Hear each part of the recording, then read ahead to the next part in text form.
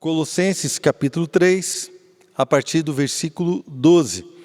Portanto, como povo escolhido de Deus, santo e amado, revistam-se de profunda compaixão, bondade, humildade, mansidão e paciência. Suportem-se uns aos outros e perdoem as queixas que tiverem uns contra os outros. Perdoem como o Senhor lhes perdoou. Acima de tudo, porém, revistam-se do amor, que é o elo perfeito. Que a paz de Cristo seja o juiz em seus corações, visto que vocês foram chamados a viver em paz, como membros de um só corpo, e sejam agradecidos. Habite ricamente em vocês a palavra de Cristo, ensinem e aconselhem-se uns aos outros com toda a sabedoria e cantem salmos, hinos e cânticos espirituais com gratidão a Deus em seus corações. Versículo 17.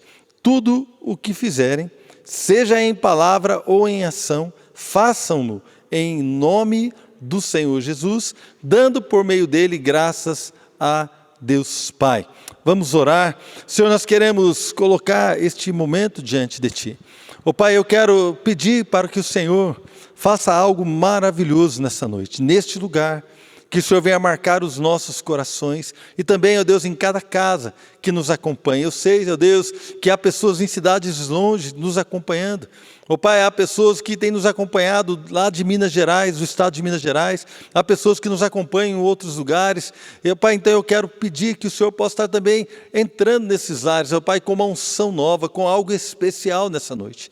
Ó Deus, que realmente a glória do Senhor possa encher ambientes. Ó Pai, e o Senhor não fique limitado a este local, mas o Senhor possa alcançar vidas, o Senhor possa alcançar lugares, o Senhor possa alcançar lares, que corações sejam abertos, que lares sejam abertos para receber algo do Senhor, a sua presença, a sua unção, o seu poder, algo maravilhoso que venha do alto, em nome do Senhor Jesus. Amém. Glória a Deus. Amados, há duas maneiras de nós enxergarmos quando a palavra de Deus nos dá algumas instruções. Como nós estamos vendo aqui, no versículo 12 do capítulo 3, então Paulo fala assim, olha, revistam-se de profunda compaixão, bondade, humildade, mansidão, paciência. Suportem-se uns aos outros, e ele continua aqui dando várias direções. Há duas maneiras de nós entendermos quando a palavra nos dá algumas direções. Nós podemos entender que se nós cumprirmos essas regras, seremos amados por Deus. Que se nós cumprirmos estas coisas, o Senhor vai se agradar de nós. E é verdade, o Senhor vai se agradar de nós se nós cumprirmos essas coisas. Mas na verdade, nós já somos amados por Deus. Não há nada que você possa fazer que Deus vá te amar mais. Não há nada que você possa fazer com que Deus vai se interessar mais por você. Na verdade, Deus te amou e Jesus morreu por mim e por você quando nós ainda éramos pecadores. Então o amor de Deus é muito anterior ao meu amor por Ele. João escreveu, nós o amamos porque Ele nos amou primeiro. Então, querido, não há nada que você faça que desperte em Deus o amor. Sabe por quê? Porque Deus é amor e nós somos amados por Ele. Esta é uma maneira de nós entendermos que o que Paulo está dizendo aqui para a igreja, no versículo 12, é o seguinte, ele está dizendo assim, portanto, como povo escolhido de Deus, santo e amado, façam isso. Na verdade, esse estilo de vida é uma proposta para um povo que é amado e separado para Deus. Ele apresenta este povo, a igreja, como um povo santo e um povo amado por Deus.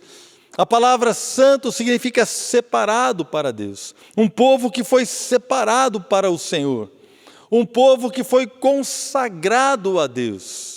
Um povo santo é um povo que foi separado de uma vida, foi separado de um lugar, foi, na verdade, separado daquilo para vir para cá. A ideia de santidade, ela vem do Antigo Testamento, é a palavra santo, ou santificar no hebraico, significa cortar, separar. É a mesma coisa quando você vai podar uma planta e você corta um galho daquela planta. A palavra santificar é como se fosse podar, é quando você corta algo e separa. Isto é santificar. Então, quando a Bíblia apresenta, quando o apóstolo Paulo apresenta a igreja como alguém, como a igreja santa, um povo santo, Ele está aqui afirmando que nós somos separados para Deus, que nós já fomos separados para Ele. Na verdade, quando Paulo escreveu aos Colossenses, ele disse que nós fomos libertos do império das trevas, ou seja, há um império das trevas onde Satanás é o imperador, mas nós fomos libertos desse império e fomos transportados para o reino do Filho do seu amor, onde temos a redenção, onde temos o perdão dos nossos pecados. Não temos nada mais com Satanás, com o diabo e com o império dele, fomos libertos. Então, quando nós começamos a entender isso, na verdade, estas coisas que estão pedindo, que Paulo pede para a igreja viver e executar, são consequências daquilo que nós somos na realidade espiritual. Há uma realidade espiritual sobre a minha vida. Eu sou santo e eu sou amado. Eu fui separado para Deus e eu sou amado por Deus. Por isso, eu posso viver dessa forma. É diferente de você enxergar como regras a cumprir para alcançar algo. Não, você já recebeu uma posição em Deus de graça. Jesus morreu por nós, é gratuito. Então nós vamos simplesmente expressar aquilo que Deus colocou em nós. Vamos deixar o seu Espírito agir através de nós e agir na nossa vida, para que alcancemos algo maravilhoso em Deus. Quando Paulo escreve aos Romanos, no capítulo 1, ele fala assim: olha, vocês são chamados para ser de Jesus, para ser um povo de propriedade do Senhor Jesus. Depois ele diz chamados para ser santos. Lá em Gálatas fala que Jesus se entregou por nós, para nos desarraigar deste mundo perverso, tirar, irmãos, com raiz e tudo. Então, quando Paulo ele apresenta a igreja, quando Pedro apresenta a igreja, ele apresenta de uma forma gloriosa, irmãos. Olha o que Pedro diz: pois vocês sabem que não foi por meio de coisas perecíveis, lá em 1 Pedro 2,9 diz: vocês, porém, são geração eleita, sacerdócio real, nação santa, povo exclusivo. Outra tradução diz: povo de propriedade exclusiva de Deus, para anunciar as grandezas daquele que os chamou das trevas para a sua maravilhosa luz. Sempre que a igreja nos apresenta como igreja, sempre que a palavra, nos apresenta como igreja, nos coloca, irmãos, numa situação gloriosa, assentado com Cristo acima de todas as coisas. A igreja é a coluna e o baluarte, o alicerce, o fundamento da verdade. A igreja é o corpo de Cristo, chamada para ser mais do que vencedor em todas as coisas. Através da igreja, a multiforme sabedoria de Deus vai ser dada a conhecer aos principados, a todas as coisas. A igreja, irmãos, a igreja está numa posição gloriosa com Cristo. A igreja é apresentada na palavra como a noiva do Cordeiro, e Jesus vai voltar para uma igreja sem mancha, sem mácula, sem ruga. A Bíblia diz que Jesus alimenta, nutre a sua noiva, o seu corpo, que é a igreja. A Bíblia diz que Jesus se entregou por ela e a ama e cuida dela. Na verdade, quando o apóstolo Paulo, ainda chamado Saulo, perseguia a igreja, lá em Atos nós vemos que Jesus aparece para ele e fala: Saulo, Saulo, por que me persegues? Porque na verdade Saulo perseguia a igreja, mas Jesus se identifica com a igreja e Jesus diz para Saulo: por que é que você me persegue? Ele não falou assim: por que você persegue os meus seguidores? Não, ele falou assim: porque você me persegue. Sabe por quê? Porque Jesus se identifica com você. Você é o corpo de Cristo, querido. Nós somos a igreja chamada para vencer, chamada para viver uma nova realidade, um novo tempo, um novo propósito. Sim, nós que não temos capacidade em nós mesmos, nós que não temos habilidades em nós, que não temos sabedoria, que não temos santidade em nós, mas o Senhor nos amou e colocou em nós, querido, o seu próprio Espírito, para que através do seu Espírito nós venhamos a viver uma vida gloriosa para o louvor da glória e do nome do nosso Deus. Você pode viver de uma forma diferente. Nós somos a igreja, podemos desfrutar desta vida que nos foi dada, que nos foi presenteada. Somos o seu povo amado.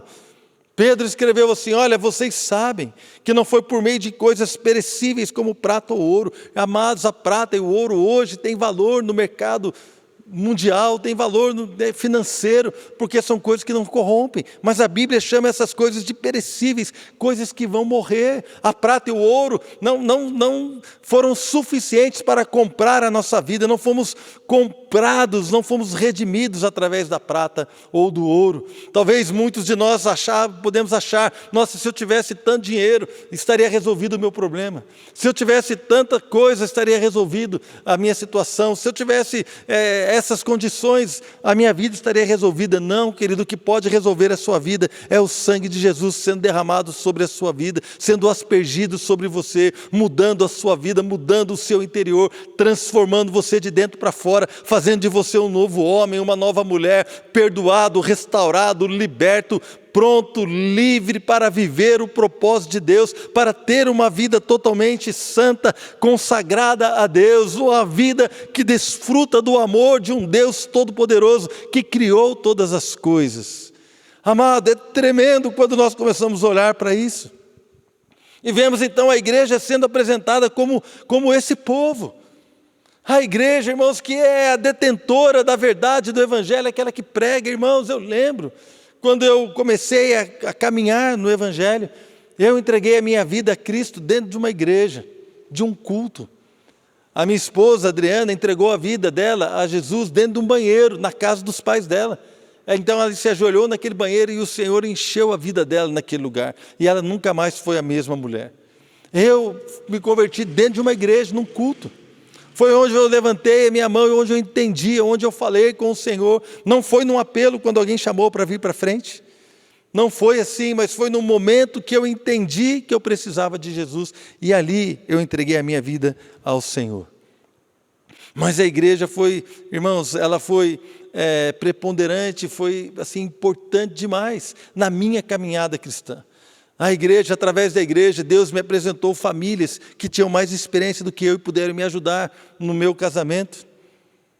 Quantas vezes eu ia aqui do Campo dos Alemães, como eu estava dizendo, o Campo dos Alemães é um bairro aqui em São José, antigo. Então quando ele foi inaugurado, era um bairro que não tinha infraestrutura ainda, era uma situação muito precária. E o meu discipulador morava lá. Mas as ruas eram de terra, os acessos eram complicados, não tinha esgoto, o encanamento de esgoto, né? A saída não tinha, então as fossas iam enchendo, e as pessoas então, quando enchia a fossa, eles não tinham dinheiro talvez para limpar, então eles pegavam e jogavam o esgoto na rua. Então nós andávamos pelo Campo dos Alemães e sempre tinha uma água assim no canto das ruas, e aquela água era o esgoto que corria a céu aberto. Hoje, graças a Deus, já está totalmente diferente. Já está tudo asfaltado, está bonito, o bairro está maravilhoso, está uma bênção. Mas naquela época não, era um lugar perigoso, era um lugar violento na nossa cidade. E eu lembro que muitas vezes eu ia lá de noite, eu era novo, convertido, e eu corria lá para receber uma oração do meu discipulador, do casal que nos acompanhava. Quantas vezes eu saí de madrugada da casa dele. Eu lembro uma vez que eu estava saindo de lá, era perto de 2 horas da manhã. E ali, irmãos, eu estava passando por um acesso que era um acesso complicado, uma estrada de terra, e a polícia me parou. Estava eu, a Adriana e a Fernanda. A Fernanda era um bebê, estava no banco de trás, no Moisésinho dela, um bebezinho, e a polícia me parou, já veio com a lanterna, jogando a lanterna dentro do carro, viu eu, a Adriana, pediu meu documento. Aí ele olhou, a criança, o policial olhou para mim e falou: o que esse cara está fazendo neste lugar 2 horas da manhã? Ele não me perguntou, mas eu olhei, eu vi na cara dele. A expressão dele perguntava, olhando para o colega dele, vendo meu documento: o que esse cara está fazendo aqui? Um lugar perigoso. Mas sabe o que eu estava fazendo lá? Eu estava buscando a ajuda de quem podia me ajudar. E essa ajuda eu encontrei na igreja. Eu encontrei irmãos experientes, homens que andavam com Deus, pessoas que amavam a Deus. Foi na igreja que as minhas filhas cresceram louvando, amando o Senhor. Hoje as minhas 2 filhas amam servir a Deus. A Fernanda lá em São Bernardo, a Flávia aqui, juntamente com os maridos, né, o Júnior e o Marcelo, servem a Deus com alegria, amam a igreja. Eu nunca esqueço quando a Flávia, ainda adolescente, ela colocou assim, eu vi ontem a live, né, um pouco da live dos pastores Fabiano e Etel com os jovens, falando sobre relacionamento, né? Então, amados, eu lembro da Flávia, adolescente, ela colocou alguns requisitos para poder escolher o seu futuro marido. E um pré-requisito era o seguinte: o meu futuro marido precisa amar a igreja. Olha, irmãos, que coisa tremenda. Eu nunca me esqueci disso. E glória a Deus, né, que Deus deu para ela um marido que ama a igreja. Estão aqui hoje servindo a Deus. Mas era um requisito de uma adolescente que amava a igreja, que ama a igreja. Sabe por quê? Porque, irmãos, a igreja faz toda a diferença na vida de alguém que busca Deus. Esta igreja que está sendo apresentada aqui como um povo santo e um povo amado por Deus. A igreja tem problemas? É claro que tem. A igreja me machucou? Sim, algumas vezes a igreja me machucou. Pessoas me machucaram? Sim. Pessoas falharam comigo? Falharam. Eu também falhei com pessoas. Faz parte, irmãos, nós estamos aqui, isso faz parte. Mas nós entendemos que a igreja é algo maravilhoso em Deus. Não dá para viver sem a igreja. A igreja é detentora da palavra, é aquela que apresenta o Cristo vivo, é aquela comunidade de homens e mulheres de Deus, é aquele povo que se une para adorar o Senhor, para viver em santidade, para viver com alegria, ajudando uns aos outros, levantando o outro, amados, cuidando uns dos outros. Quantas vezes cuidaram de mim? Quantas vezes eu fui na casa de famílias que estavam sendo destruídas? Quantas vezes eu fui em lares onde o marido virava para mim e falava assim: eu não tenho mais prazer no meu casamento, eu não tenho mais fé. E eu e a Adriana, a gente orava, chorava, e hoje essas famílias estão restauradas. Quantas vezes cuidaram de nós, quantas vezes eu sei que cuidaram das minhas filhas, quantas vezes, irmãos, nós temos cuidado uns dos outros. Sabe por quê? Porque o Senhor plantou a igreja aqui na terra para ser uma porta de esperança, para fazer a diferença na vida daqueles que estão ao nosso redor, para fazer a diferença. Eu sonho com uma igreja santa e amada, com um povo que faz toda a diferença na vida daqueles que estão ao seu redor. Então, colocando esse pano de fundo nessa noite, porque eu vou ler aqui algumas coisas que o apóstolo Paulo ele diz que nós devemos fazer, mas nós devemos fazer porque somos a igreja, e não para ser a igreja. Eu não sei se vocês estão entendendo o que eu quero dizer. Não vamos fazer para ser, nós já somos, nós vamos fazer porque somos. Porque você é livre, você pode amar a sua esposa. Porque você é livre, você pode abandonar o vício. Porque você é livre, você pode abandonar a pornografia. Porque você é livre, você pode andar em santidade. Porque Cristo te amou antes de você o conhecer. Você pode ter uma vida diferente. Esta é a ideia. E nós somos a igreja, esse povo amado, esse povo separado. Nós somos este povo. Algumas coisas, eu quero voltar lá ao versículo 12 do capítulo 3 de Colossenses. Algumas coisas aqui que o apóstolo Paulo fala. Portanto, como povo escolhido de Deus, santo e amado. E agora ele começa: revistam-se de profunda compaixão. Revistam-se de profunda compaixão.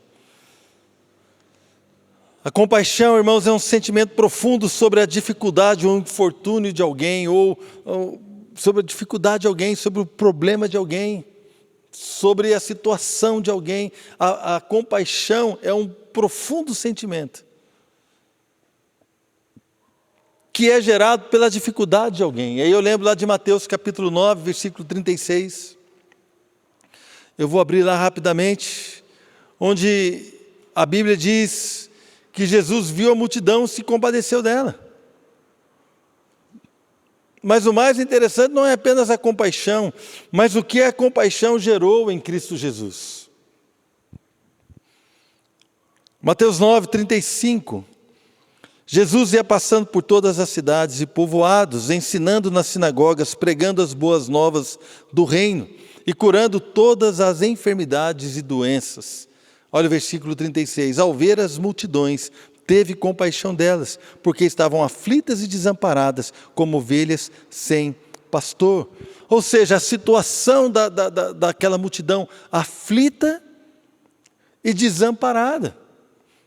Sabe que alguém desamparado é sem amparo, é sem ter para onde correr, é sem um valor a qual se pegar, sem um propósito de vida, sem uma alegria de viver, uma pessoa completamente aflita e desamparada, sem entender o que está acontecendo. Então Jesus olhou e viu aquelas multidões, e o Senhor Jesus era o Senhor Jesus, ele tinha conhecimento, ele tinha a revelação de Deus Pai, ele via a situação daquelas pessoas, daquelas multidões.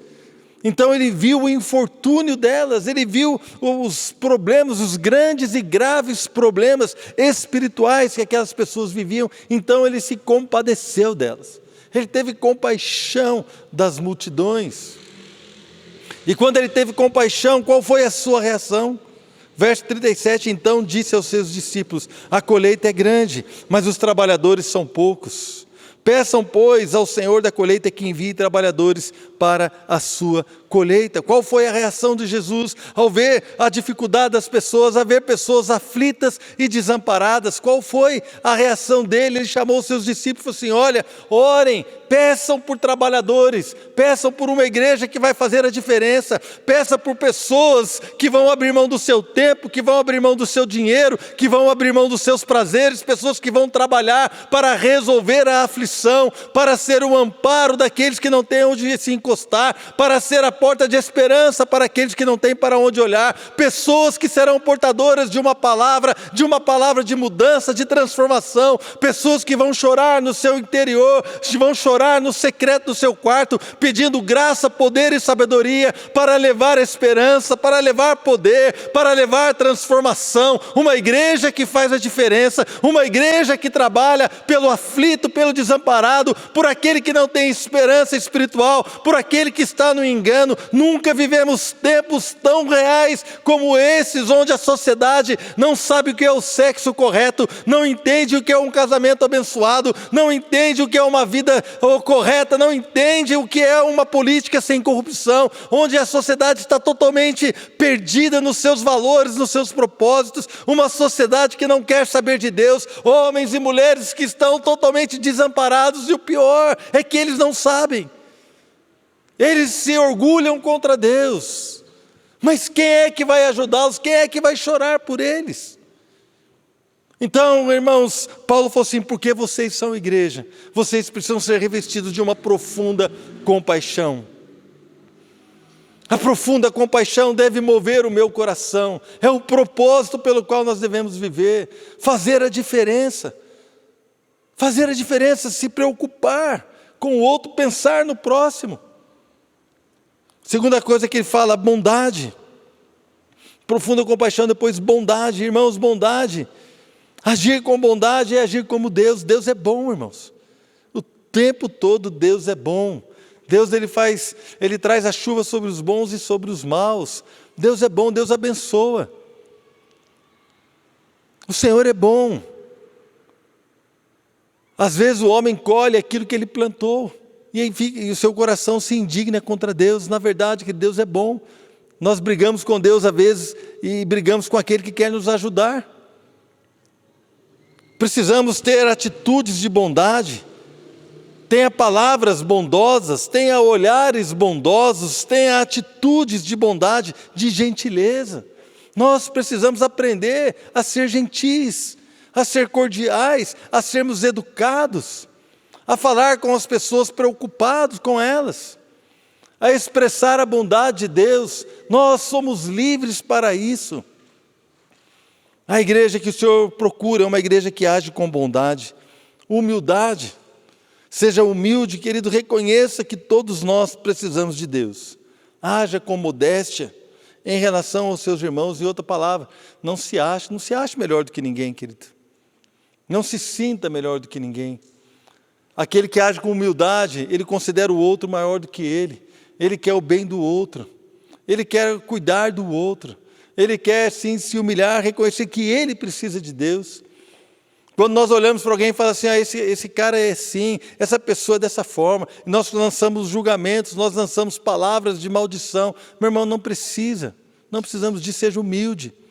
Reconheça que se você tem algo é porque Deus te deu. Reconheça que se você sabe de algo é porque Deus permitiu que você tivesse essa revelação. A humildade nos coloca debaixo do Senhor. Nosso maior exemplo é Jesus. Jesus era humilde. O Senhor Jesus nasceu numa manjedoura. Foi colocado num estábulo perto dos animais. Não havia lugar para ele estar no hotel, na hospedaria daquela época que ele nasceu. Foi colocado ali, longe dos holofotes, longe do glamour, longe dos palácios, longe das riquezas. Mas ali estava o homem que nasceu para mudar a história da humanidade. Não era visto por ninguém, mas Deus sabia que ele estava lá. A humildade nos coloca numa posição de Deus nos encontrar, porque o Senhor habita com aquele que é humilde de coração, aquele que é contrito, aquele que é quebrantado. O Senhor não resiste. A palavra diz em Tiago que aos soberbos o Senhor resiste, mas aos humildes Ele dá a sua graça. Dá graça aos humildes. Ele concede o seu favor aos humildes, seja humilde. Outra coisa que diz aqui é mansidão. Irmãos, os membros da família de Deus precisam e devem agir com mansidão. A ira do homem, conforme diz em Tiago, não produz a justiça de Deus. Você não precisa bravejar, você não precisa impor nada, querido. Simplesmente haja com mansidão, sabendo a quem você serve e qual é a razão da sua esperança. Estava conversando em família e a Flávia comentou algo que na faculdade que ela estava fazendo, algumas vezes os professores, próprios colegas, expunham assim, situações onde zombavam da palavra de Deus ou iam claramente contra a palavra, e a Flávia algumas vezes ficou indignada e tentou ali bater de frente com uma ou outra situação, e um dia disse ela que estava no ônibus voltando para São José, e Deus falou com ela, falou assim: olha, eu não preciso que você me defenda. Eu só quero que você seja você mesmo. Seja uma mulher de Deus, faça a diferença, leve a sua vida me servindo. Não precisa ficar me defendendo, as pessoas vão ver que eu faço a diferença na sua vida. Então, Deus estava ensinando em outras palavras, falando para assim, seja mansa. Não fica batendo de frente com todo mundo. Irmão, tem certas coisas que não vale a pena a gente discutir. Mas se você agir com mansidão, as pessoas vão perceber em você a diferença de um Deus que muda todas as coisas. Aqui depois fala, por último, a paciência. Precisamos ter paciência uns com os outros, irmãos. Nem todos nós temos a mesma revelação, o mesmo entendimento, nem todos temos a mesma ideia, a mesma percepção da situação. Mas precisamos ter paciência. Se tem alguém que é paciente, é Deus, mas Deus é longânimo. Graças a Deus por isso. Deus é longânimo. Deus tem paciência com a gente, irmãos. Por que nós não podemos ter paciência com os outros? Sempre eu conto os mesmos testemunhos, porque foi algo muito forte que marcaram a minha vida. Eu lembro, a Fernanda e a Flávia eram pequenas, e eu estava agindo impacientemente com elas. E Deus um dia me perguntou, você quer que eu trate você do jeito que você está tratando suas filhas? Impacientemente.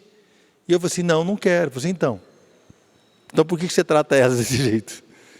São coisas que marcaram a minha vida. Você é paciente na sua casa? Se você acorda e de repente o café está no lugar, não foi feito café, ou então você chega do seu trabalho e tem uma pia com louça suja e você é impaciente, você já queria que a sua mulher tivesse arrumado aquilo ali, ou que alguém tivesse limpado. De repente você chega em casa e tem uma situação que você não gostou, como é que você reage?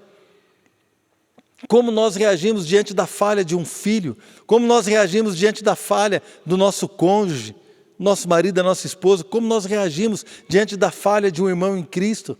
Nós temos misericórdia, nós somos pacientes. Deus é paciente, querido. E a igreja que vai fazer a diferença é uma igreja que age com paciência. A igreja que vai fazer diferença, vidas que vão fazer a diferença na sua casa, no seu trabalho, na sua empresa, onde quer que eles estejam. Pessoas que vão fazer a diferença são pessoas que agem pacientemente.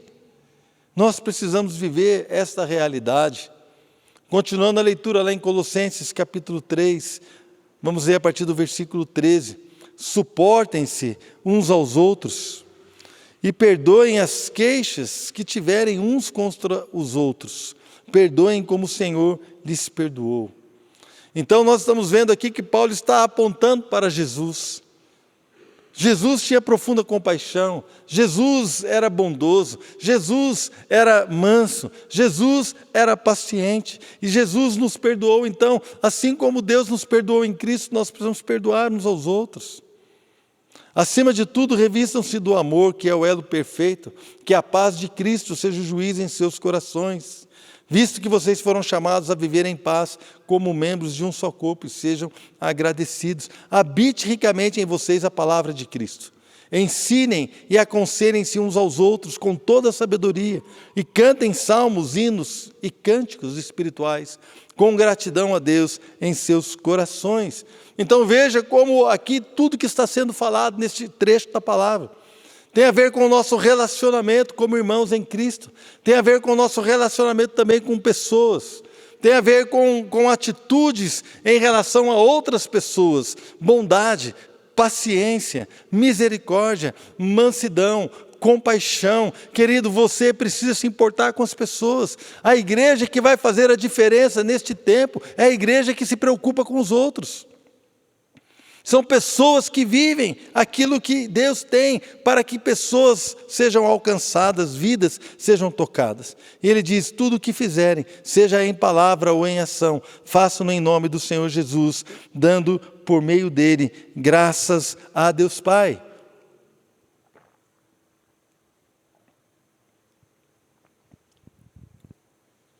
Eu queria falar um pouco hoje sobre essa situação que nós estamos vivendo como igreja. Irmãos, eu amo a igreja, sempre amei.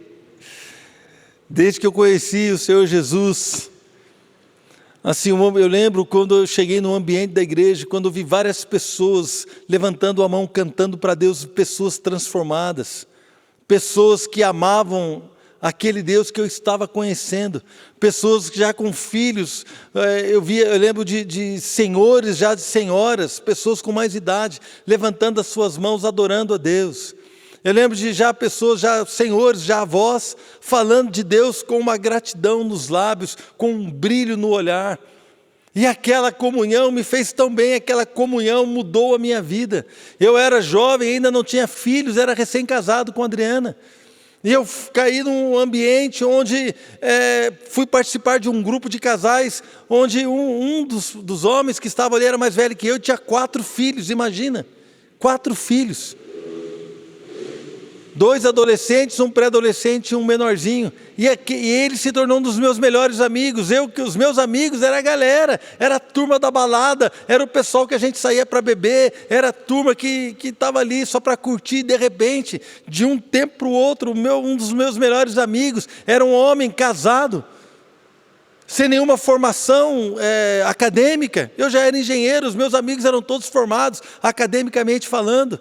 Pessoas com bons empregos, mas eu conheci esse homem, era um dos meus amigos com 4 filhos, e ele era alguém que para quem eu olhava, ele pegava os seus filhos, colocava no ônibus e cruzava a cidade, saía daqui da região sul, ia lá para a região norte para participar de uma reunião de 1h30 na casa de alguém. Depois ele pegava e voltava de novo de ônibus para o outro lado da cidade, para ter 1 hora e pouco de reunião com outros casais. E aquelas reuniões me abençoaram tanto. E quando eu tinha carro, então eu peguei esse irmão e comecei a levá-lo. Quando eu comprei carro, depois de um tempo, e eu pegava esse irmão com seus filhos e eu levava para a casa dele. Era distante da minha, mas eu fazia questão de dar uma carona para ele. E um dia eu lembro até hoje, irmãos, quando eu estava chegando na casa desse irmão, havia chovido, e a rua que ele morava era uma rua de terra. Então estava cheio de barro. Ele falou assim, olha, você não precisa entrar com o seu carro. Você não precisa entrar com o seu carro ali, porque vai sujar o seu carro de barro. Eu falei assim, não, irmão, por quê? Eu te levo lá, eu te deixo lá na porta, que isso? Melhor sujar o carro do que sujar o pé da sua esposa, dos seus filhos. Não tem problema não. Quando eu estava parando o carro na frente da casa dele, irmãos, eu nunca esqueço o que ele me disse. Ele falou assim, muitos irmãos me trazem aqui, mas me deixam lá longe, no asfalto, porque não querem entrar com o carro dele, no barro. Eu quero fazer uma pergunta para você. Esta é a igreja que Deus quer? Homens e mulheres que foram comprados com o sangue do Cordeiro, que não podem colocar um carro no barro. É isso que Deus procura. Qual é o tipo de gente que Deus está procurando para fazer a diferença na vida de outras pessoas? Qual é o tipo de gente que Deus está procurando nessa noite para fazer a diferença na sua escola, na sua faculdade, no seu trabalho, na sua família? Quais são as pessoas que vão ser encontradas aqui, que vão fazer a diferença? Aí você está na sua casa. Se Deus te encontrar aí, Ele vai olhar para você e vai dizer: eu posso usar essa família para fazer a diferença, eu posso usar este homem para fazer a diferença. Ele vai ser movido de uma profunda compaixão, ele vai ser movido de uma profunda mansidão, ele vai se importar, ele vai ter paciência. Eu vou usá-lo para a minha glória. Deus acharia você, Deus encontraria a mim. Será que Deus olharia para essa igreja e diria: eu vou usar aquela igreja? O que é que Deus poderia dizer de mim e de você nesses dias? Qual é o tipo de igreja que o Senhor está procurando? Quando Ele se moveu de profunda compaixão, Ele falou para os seus discípulos assim: orem, porque a colheita é muito grande, há muito desespero, há muita desesperança, há muita aflição, tem muita gente desamparada, há muita coisa para ser feita, mas há poucos que trabalham. Eu quero estar diante do Senhor para trabalhar. Você quer estar? Levante a sua mão no seu lugar. Deus está te vendo, irmão. Levante mesmo se você quer trabalhar, para que Deus possa alcançar vidas através de você. Fique com a sua mão levantada. Eu quero ministrar sobre a sua vida. Pai, em nome de Jesus, aqui estão homens, mulheres, jovens, adolescentes, Pai, pessoas que querem ser usadas pelo Senhor, ó Deus, para fazer a diferença. Encontra eles, marca esses corações, marca-os, ó Deus, de uma profunda, ó Deus, compaixão. Encontra, Senhor, encontra esta igreja, encontra essas pessoas que estão agora aí na sua casa com a mão levantada. O Senhor não tem limites, o Senhor não tem barreiras, o Senhor pode tocar corações agora e fazer a diferença. Meu amado, o que Deus mais deseja é cuidar dos aflitos e desesperados, desamparados. O que Deus mais deseja é mover o seu coração sobre as nossas vidas, para que nós possamos olhar com os olhos dEle, para que nós possamos sentir com o coração dEle, para que nós possamos, de alguma forma, meu amado, ser usados por Ele, de uma maneira toda especial, de uma maneira tremenda. O que é que nós estamos fazendo com a nossa vida? Nós precisamos viver por esse propósito, nós precisamos entender que somos a igreja. Não existe nenhum povo na terra, não existe nenhuma nação na terra, não existe ninguém que seja igual à igreja, não existe nada que seja igual à igreja, não existe, irmãos, nenhum povo que seja remido, que seja curado, que seja liberto, que seja transformado. Não existe. Não existe. A igreja é o povo de Deus. A igreja é chamada para ser santa. A igreja é chamada para ser o povo do Senhor, um povo amado por Deus. A igreja faz toda a diferença, fez toda a diferença na minha vida, e eu amo a igreja, e eu quero viver para fazer a diferença na vida daqueles que estão chegando, na vida daqueles que vão chegar, e na vida daqueles que não conhecem a Deus ainda. Eu queria orar por você nessa noite, queria chamar aqui a Ana Carol, por favor.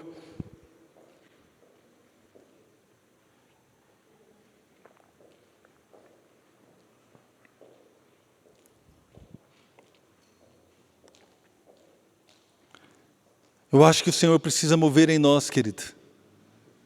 O Senhor precisa mover na igreja um sentimento de profunda compaixão. Eu acho que o Senhor precisa mover algo em nós tremendo. Deus precisa mover algo em nós novo. Deus precisa, de alguma forma, mover em nós. Deus precisa se revelar a nós de uma maneira nova.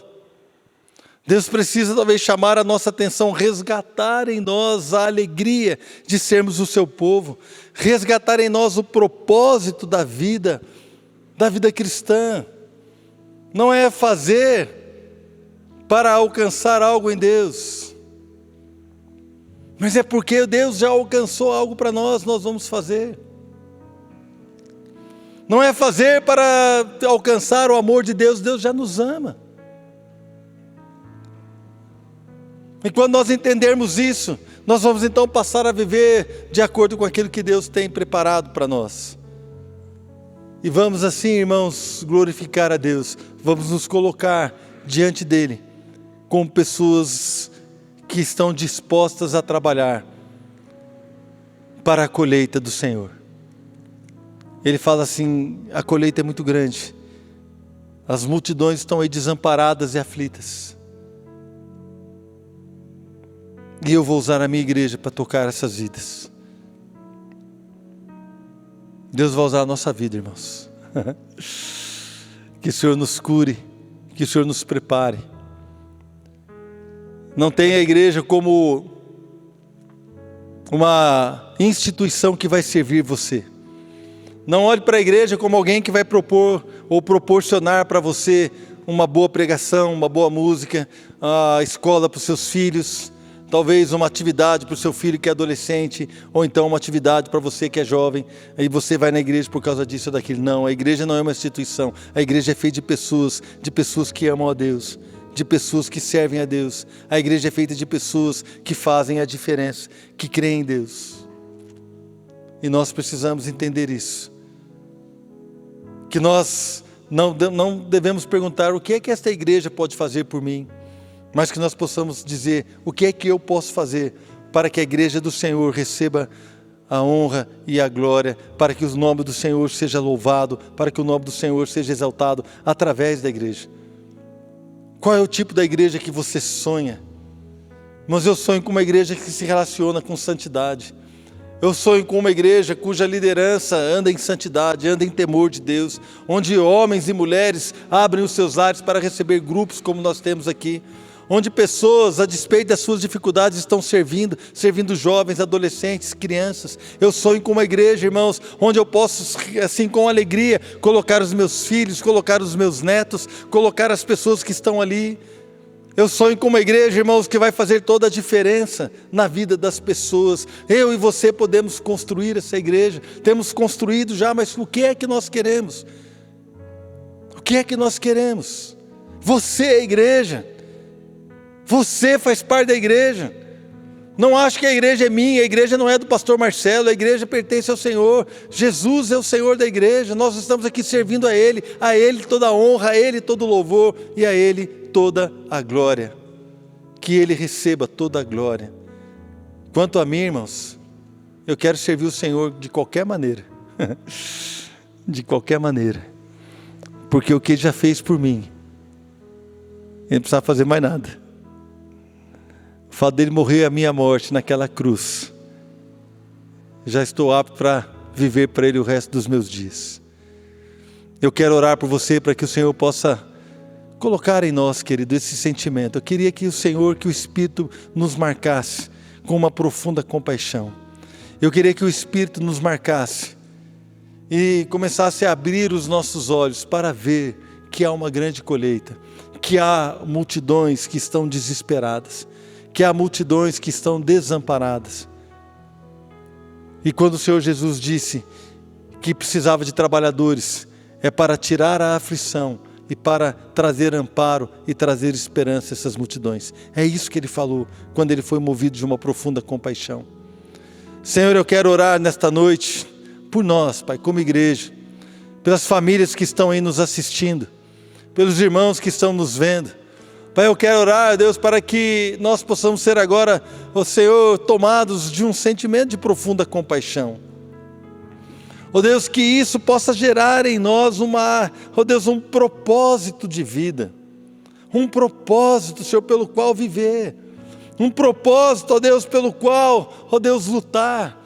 Uma alegria, Senhor, ó Deus, que nasce do entendimento de algo maior, que nós somos chamados para viver, há algo maior para viver, não a minha vontade, mas a tua, há algo maior, ó Deus, para conhecer, não aquilo que eu penso, mas os teus pensamentos são mais altos e são maiores do que os meus, os teus caminhos são mais altos que os meus. Ó Deus, há algo tremendo para viver em Ti, um propósito de vida, uma alegria, ó Deus, um propósito eterno, porque a vida nesta terra passa muito rápido, mas quando estamos, ó Deus, vivendo aquilo que o Senhor tem, estamos alcançando a eternidade, estamos tocando a eternidade, porque a obra que fazemos no Senhor, elas nos acompanharão, como diz em Apocalipse.